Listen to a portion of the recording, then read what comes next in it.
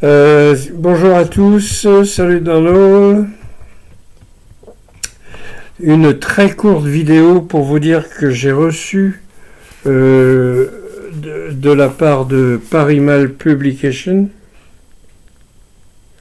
donc un éditeur indien, la version anglaise de ce bouquin-là.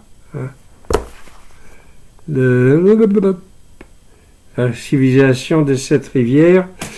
Et ça, c'est la même chose, mais en grand volume, avec couverture en dur, et tout, pour un prix dérisoire en plus. Donc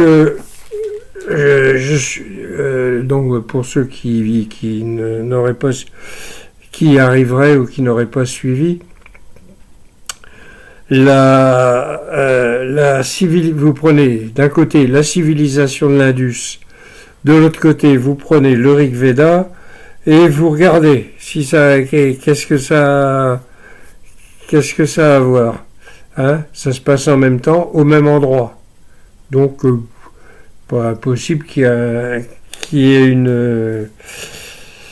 un lien. Donc voilà, hein, vous le trouvez là-dedans. Alors en français, c'est là-dedans. Les 7 rivières, c'est un petit, on voit tout. On parle de sexualité, de spiritualité, de ruines, de l'alcool, alors d'archéologie, de Mohenjo-Daro, du port de Lothal qui n'est pas un port, etc. Enfin, depuis que j'ai écrit le bouquin, j'ai eu la confirmation que le port de Lothal n'était pas un port mais un chantier naval. Ce que tous les marins bretons disaient quand je leur ai posé la question et montré la photo du port de Lothal. Ils disaient, ouh là là, c'est pas un port, ça peut pas, c'est pas pratique. Oui, ça peut être soit un piège à poissons, soit un chantier naval, mais pas un port. Voilà. Bon, alors, le Rig Veda, version anglaise, disponible partout, y compris en Inde, avec beaucoup de difficultés, mais ça y est, c'est fait. Et le Rig Veda version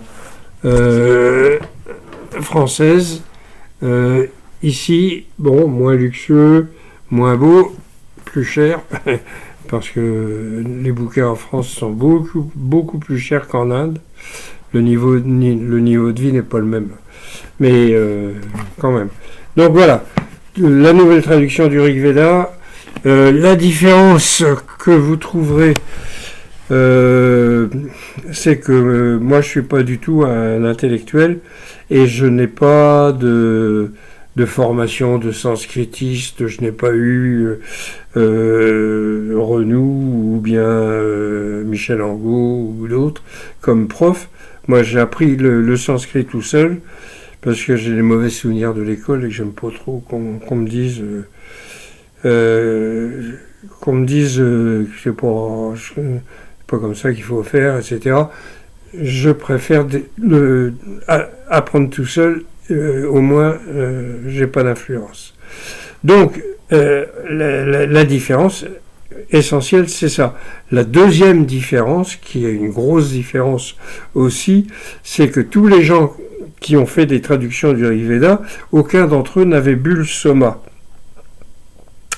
Puisqu'ils ne savaient pas ce que c'était, même dire que c'était de l'éphédra, alors que l'éphédra, si vous en prenez 3 fois dans la journée, boum.